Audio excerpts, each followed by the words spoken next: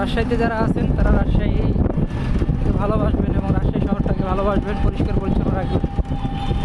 আর বিশেষ করে যারা রাজশাহীতে আছেন তারা নামাজ পড়বেন, নামাজের কোনো বিকল্প নয় বন্ধুরা। যে অবস্থায় থাকেন না কেন, যে হালতে থাকেন না কেন, নামাজ আপনার আমার সবার জন্যই খরচ, তো নামাজ অবশ্যই পড়বেন। এটা হলো উপশহরের আজকের যে ভিডিওটা দেখাতে যাচ্ছি। উপশহরে দেখতে পাচ্ছেন প্রপার্টি লিভিং রুম অনেক, রাজশাহীতে এখন অনেক ডেভেলপার কোম্পানি ঢুকছে, যার কারণে যেটা হচ্ছে